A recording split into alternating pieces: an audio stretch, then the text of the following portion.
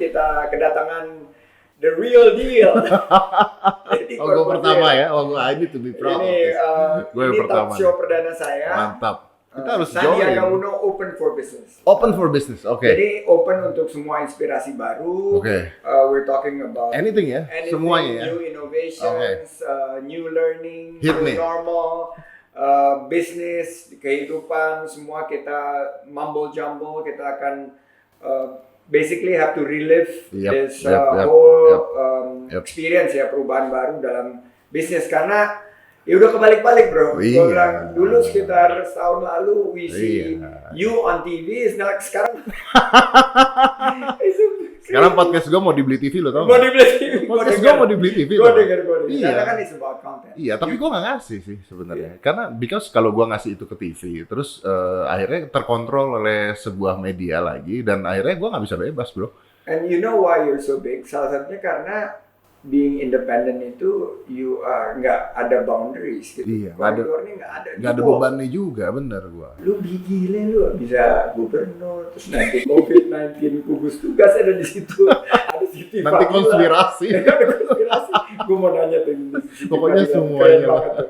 Itu so you've gone through 360 already. Oke. Sekarang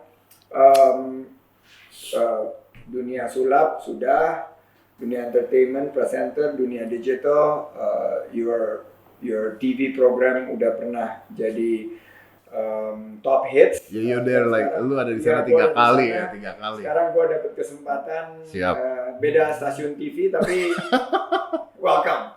I'm to enjoying this. This is I'm gonna be enjoying this. very fun, very easy. Oke. Pertama-tama, how are you bro? Oke lah, gue baik dalam keadaan gue masih punya saving untuk hidup ya. Gitu ya. Kalau lu tanyanya begitu ya. Gue masih punya fun untuk hidup berapa tahun ke depan kalau gue gak ada kerjaan. TV sekarang agak sedikit turun karena iklan dan sebagainya udah mulai nyimpen cash gitu. Jadi TV itu sekarang sudah mulai terkena dampaknya, dan I'm not talking about satu TV, I'm talking about semua TV, hampir semua TV. Jadi sekarang akhirnya media berbalik. Sekarang jadi media sosial jadi gila-gilaan. Untungnya gue udah mulai itu sebelum hal ini terjadi gitu. Kalau gue telat mulai itu mungkin gue grow up-nya kan baru sekarang gitu. Nah untungnya gue udah punya fondasi tersebut. Jadi kalau lu nanya gimana keadaan gue sekarang, oke, gym gue berantakan. Gue buka gym. Gue pengen banget dalam hati gue punya cita-cita adalah gue pengen punya gym yang sebesar gold gym, yang sebesar self-fit, dan akhirnya gue tercapai bro. I spend like almost all my money over there. Good. Because your passion ya. Karena passion gue. Gue nggak nyari untung di sana. Yang penting gue itu gym hidup, gue punya itu tempat gym, bisa bayar pegawai. Oh sekarang, Burning money. abis. Tapi gue terakhir kan ke tempat lu bro ya, sama Sulaiman kita naik Tesla. Ya. Like yesterday, tapi I've been watching your show. It's so interesting. Dan orang-orang yang diundang itu eclectic gitu loh.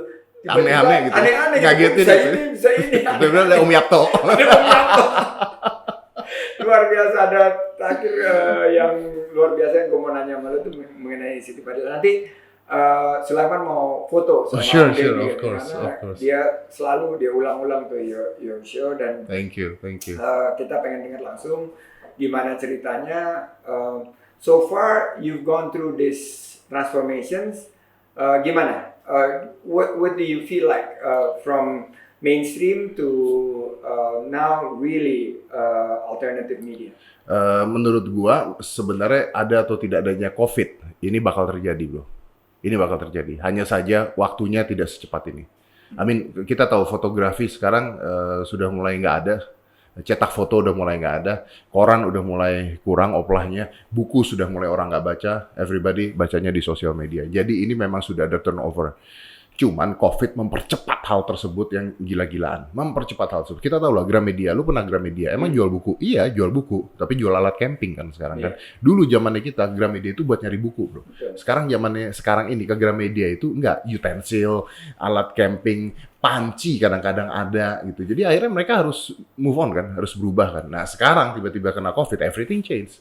Dan sebenarnya gue percaya Even vaksinnya ketemu, even COVID-nya selesai, behavior-nya change. Sekarang orang udah nggak mau loh beli barang-barang bermerek, barang-barang mahal. Karena orang-orang yang menengah ke atas, gini deh, misalnya gua taruh pribadi gua deh, gitu. Contohnya, assume gua suka jam mahal. Tadi kan gue cerita sama lu tentang gue bangun bangunan aja. Ntar gue pinjem ruangan, gue pinjem kantor lu aja lah daripada gue bangun lah. Buat apa bikin pakai aja. Gue pakai kantor lu aja lah. Nah, misalnya gue suka jam tadinya. Oke, let's assume misalnya kalau gue beli jam Rolex tuh harganya 200 juta gitu. Itu kan luxurious kan? Yeah. Luxurious. Dulu pada saat itu, wah oke nih gue beli barang luxurious. Kenapa? Manusia tuh ego. We have a proud. Terus udah gitu kita tuh katanya bisa saving. Oke, tapi gue nggak percaya tentang savingnya. Gue percaya tentang egonya. Manusia tuh senang punya barang-barang luxury. Oke. Sekarang orang-orang yang menengah ke atas dibandingkan spend uang itu untuk barang-barang luxury, mereka udah mulai berpikir ternyata barang-barang itu nggak ada gunanya ya dalam keadaan seperti ini. Ternyata baju Gucci itu nggak ada gunanya ketika nggak ada orang yang ngeliatin. Ternyata jam tangan mahal lu nggak ada gunanya ketika orang nggak nengokin gitu kan. Jam gue juga Garmin sih bro. Nah akhirnya gue percaya orang-orang yang punya duit lebih itu lebih berpikir kayaknya gue harus saving ya buat beli tanah, buat beli rumah, buat beli asuransi. Jadi akhirnya, this is disaster, this is Great Depression. This is like Great Depression yang terjadi lagi, tapi worse than Great Depression. Akhirnya mall-mall seperti apa? Gua nggak yakin tuh Chanel, LV dan sebagainya bisa bertahan di mall. Who gonna buy them saat ini? I don't know ya, mungkin behaviornya balik lagi. Tapi I don't think behaviornya bisa balik lagi. I think it's a needs-based economy ke depan. Jadi berdasarkan kebutuhan, keselamatan, kesehatan, keamanan, whereby cash is king. Yes. You're right. Assets yang bisa produktif. Kedua, adapting to new normal. Sama survive through ecosystem. Iya. Bahwa kan gini, misalnya lu bilang bahwa orang marketing expenses-nya, advertising expenditures-nya turun. Betul, di satu platform. Tapi gue kemarin ngomong sama big creative agencies, enterprise, mereka bilang shift ternyata. Jadi mereka nggak bangun awareness, nggak bangun brand equity, tapi yang mereka bangun adalah aktivasi untuk beli. Jadi social media lah akhirnya mereka spendingnya ke social media. Iya. Kalau kita bicara UMKM, oke, kita bicara kan sekarang kan kita menggiatkan UMKM. Tapi gimana caranya UMKM bisa maju?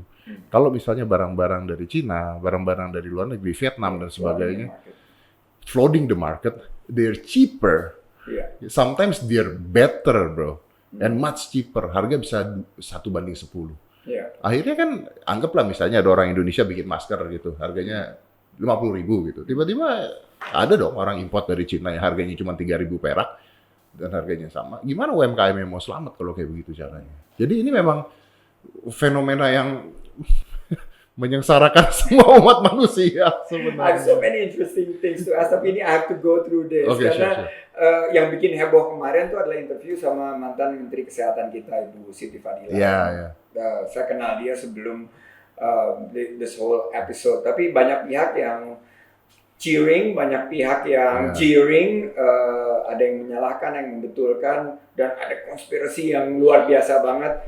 Gue pengen denger langsung nih dari lo, pengalaman lu sendiri going through that interview tuh apa yang go through your mind? Pertama, gue minta maaf kalau gue lalai pada saat itu, karena gue tidak tahu bahwa ada aturan-aturan seperti itu. Maksudnya setahu gue aturannya adalah kalau di penjara harus ada izin-izin tersebut. Jadi gue tuh benar-benar tidak paham atas aturan tersebut. Jadi kalau misalnya gue melakukan kelalaian, ya gue minta maaf lah. Pada saat ini ada kesempatan gue minta maaf. Kedua, yang mau gue ambil dari beliau itu kan ada gini, berita yang keluar dari video gue itu udah ada di mana-mana kan sebenarnya. Iya, sebetulnya. Yang beliau tidak mengaku. Tapi karena Deddy Corbuzier yang angkat. Betul. Yang beliau the top podcast in the country ya jadi meledak. Gitu. Yang beliau mengatakan tidak korup, yang beliau mengatakan Bill Gates, itu tuh sudah ada di mana-mana. It's flooding the internet gitu. Yeah. Nah pada saat itu ada kesempatan, beliau juga ngontak gue pikir oke, ini opportunity juga gitu. Jadi gue bener-bener nggak menyangka bahwa ini tuh akan menjadi gede sekali. Karena gue menganggap bahwa beliau ya seperti salah satu tamu yang ada di podcast gue gitu. Tapi dan ya untungnya memang di media juga dibilang gue nyamar pakai masker, itu media yang nulis gitu. Iya. Ya kan kita emang harus pakai masker gitu kan, dan tidak mungkin gue ngelewatin rumah sakit orang atau gue tuh nggak mungkin gitu. Iya. Tapi memang mungkin gue lalai. Iya. Dan sekarang gue belajar bahwa oh ternyata ada aturan-aturan tersebut. Jadi ini di sini nih gue juga mau minta maaf sekalian, mau minta maaf kalau gue lalai, gue salah melakukan kelalaian tersebut, gue minta maaf dan lain kali nggak akan terulang lah hal seperti itu. Tapi the news is crazy. Well, it takes a big man to apologize, and here we have Deddy Corbuzier saying it live on my first show. He apologized, tapi ini pembelajaran bukan hanya buat Deddy Corbuzier, tapi buat semua ya. Buat semua, I guess. And what she has said juga membuka beberapa tabir yang selama ini banyak masyarakat. Dan gue juga baru tahu ternyata Indonesia bisa bikin vaksin. Bisa. Makanya. Kita punya kok talenta yang luar biasa gitu, dan kita nggak pernah memberikan kesempatan gitu. Kita Nah, terlalu asik dengan barang-barang impor, dan ya luar biasa menurut gue sih, ini pengalaman ya.